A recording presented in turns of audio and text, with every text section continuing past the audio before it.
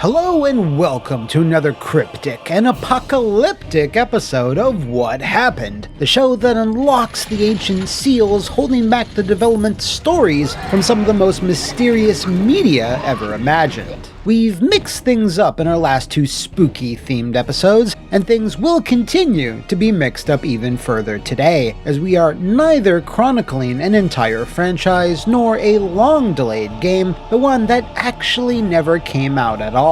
This is a title I've passingly referenced in previous videos, and now it's time to dive deep into its rich history, filled with demons, angels, celebrities, layoffs, cancellations, and complete and utter shutdowns. So put on your shiniest leather coat and your best, most smoldering scowl as I answer the question, what happened to the four horsemen of the apocalypse?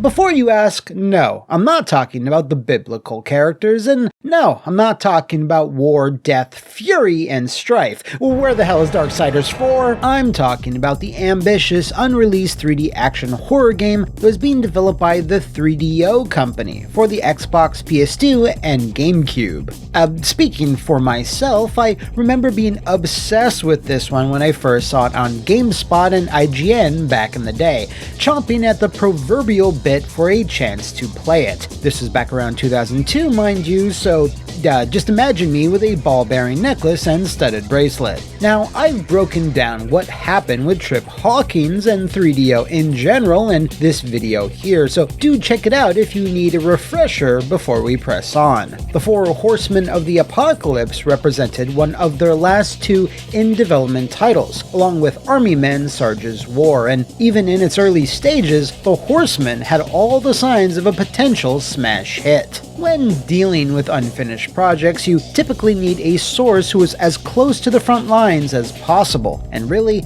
no one was more on the front lines of this one than Michael Mentime. He's a legend in the industry who worked on such classics as Tasmania, NHL All-Star Hockey 95, Battle Tanks, and the Army Men Sarge's Heroes series, and is also the creator of the Mutant League sports games, so you know, he's basically the GOAT. He was gracious enough to allow me to speak to him at length about how the four horsemen of the apocalypse came together, elements of the game's untold narrative, and more. And, as it turns out, it all started with a name. Trip Hawkins was thinking about brand names more than individual names for games. He was always talking to us about finding a word, name, or phrase that everyone had heard before that could be turned into a brand. For example, Army Men or Madden or Apple. In the case of Army Men, the name was free. In the case of Madden, it wasn't. The idea for Four Horsemen of the Apocalypse didn't come from me or Trip Hawkins. It was actually pitched by Chris Satchel, a principal engineer, during a new game idea meeting. When I heard the name, I was immediately drawn to it. Trip also recognized its potential for instant brand recognition, which was something he always sought. With his approval, we started pre-production. So 3DO had a name, and a good one at that, but hadn't charted out what the gameplay or even the genre was going to be, which is certainly an interesting, if unorthodox, way to go about things. Michael confirmed to me that they did indeed explore a few different genres during the conceptualization phase before deciding on a third-person action game, which came about after a brief consideration towards an FPS, which was quickly scuttled as it was felt that players would have a stronger connection with the main character if they went with third person. Speaking of which, that main character was set to be the fallen angel Abaddon, who according to pitch documents was destined to stand against the eponymous horsemen once every 1,000 years to thwart their oh-so-trite plan to bring about Armageddon. In order to fight back, Abaddon would have had to battle through hell and earth to find and protect three mortal souls, dubbed the Chosen, who, when combining their powers, would be able to seal the horsemen away for another millennium. Story and characters were one of, if not the most important pillar of the experience, as the team at 3DO felt it would allow the game to stand out among its contemporaries and allow them to leverage the talents of those from another hellish scoundrel-filled realm, Hollywood. Before we discuss one of the most notable aspects of Four Horsemen, I did want to touch on how the game would have played a bit more, since we don't have a whole lot of footage to go on. Michael Mentheim revealed to me that the team decided on combining two different camera systems. Fixed cameras would be used when appropriate, and a traditional third-person follow camera would swap in and out as needed, depending on if you were exploring a level or fighting bloodthirsty beasties. This blend of perspectives served our vision well, allowing for a dynamic gameplay experience that encompassed melee combat, featuring martial arts and swords, gunplay, and horror-infused exploration. Our core concept was to merge the combat style of games like Devil May Cry and Blade with a dark post-apocalyptic narrative that explored themes of choice and sacrifice for the greater good. Much like Max Payne, we aim to seamlessly integrate storytelling elements into the gameplay, creating a truly immersive and engaging experience. Michael emphasized strongly that, as far as he was concerned, the narrative and the characters had to shine. He recalls not worrying too much about the gameplay because others in the genre had laid out such clear paths and guardrails, but he also recalls that what kept him awake at night was the story. This is what leads us to what Four Horsemen of the Apocalypse might be best known for: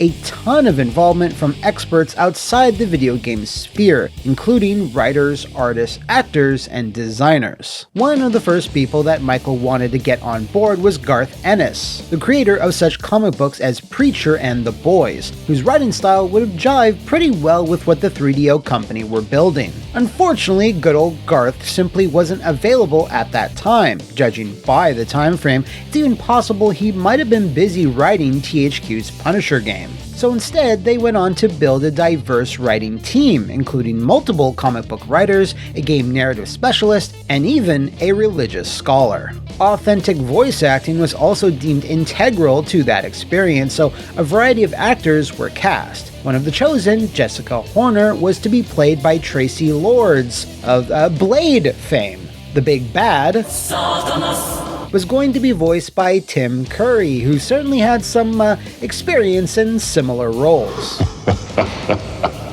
Finally, our overly edgy protag would have been voiced by Aliens and Pumpkinhead alum Lance Henriksen. Speaking of Pumpkinhead, as I often do, its director, Stan Winston, was also brought on board, bringing his production company for the ride, along with a few other notable comic book artists, which were all huge gets for the game.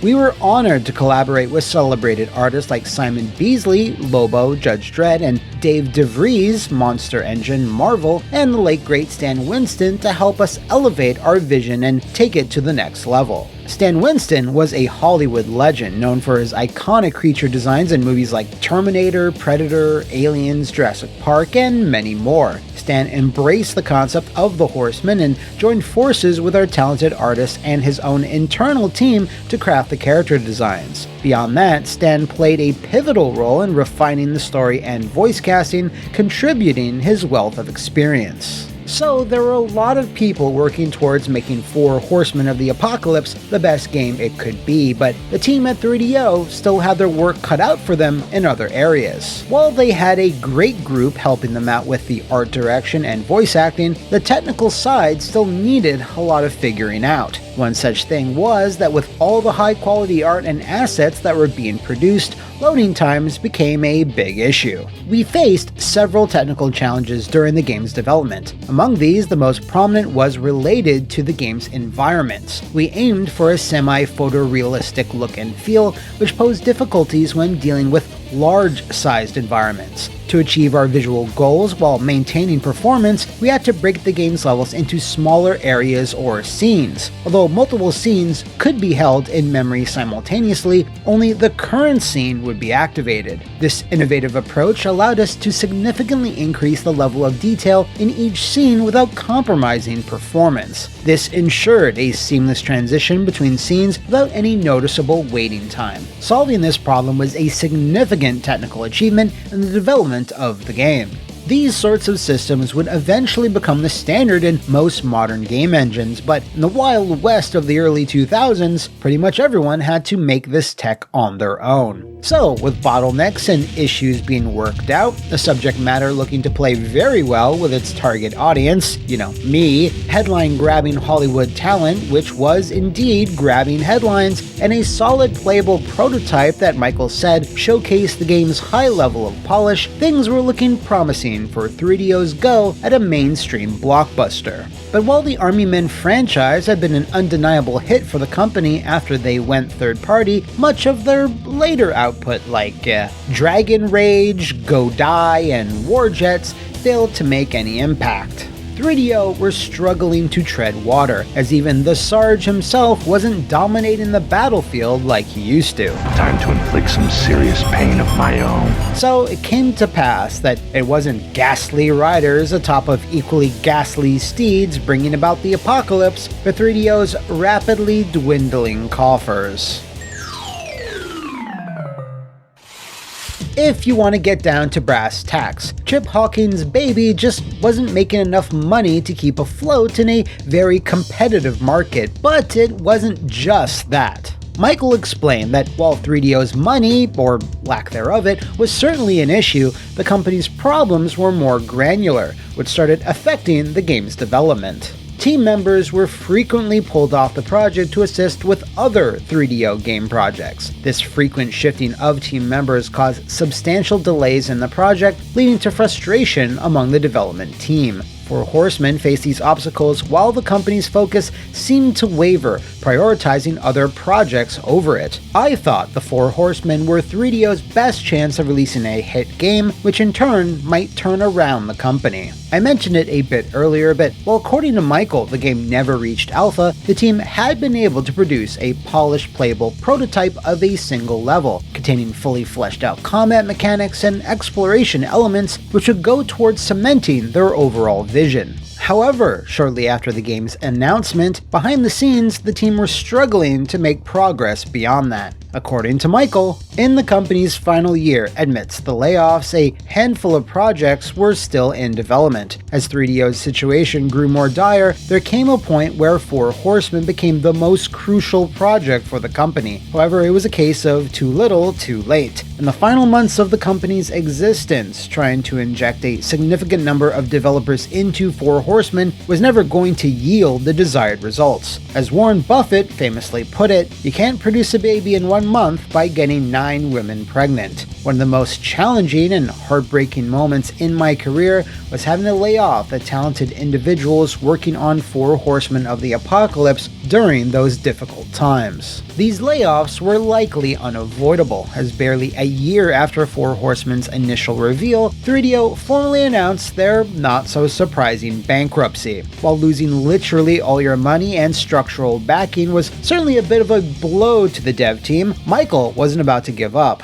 Not by a long shot. There was a very real effort to find the project a new home under another publisher, leading up to 3DO going bust, and while this worked out for Sarge's War, which managed to release under Take-Two's obscure Global Star label, the 4 Horsemen weren't as lucky. Because following that, there was a bankruptcy auction where publishers could bid on various IPs and brands that were up for sale, and tragically, there were no takers. Wanting to keep the project alive any way he could, Michael Mendheim and various investors founded 4 Horsemen Entertainment LLC and won the auction for the rights to the brand, a move which confirms Michael's absolute chadness. After then getting the keys to the kingdom, they spent a good amount of time trying to shop it around to various publishers, but once again, nobody was biting, which made Michael rethink the strategy. My deep attachment to the project drove me to persevere. I was determined to tell the story of the 4 Horsemen, whether as a game or through another medium.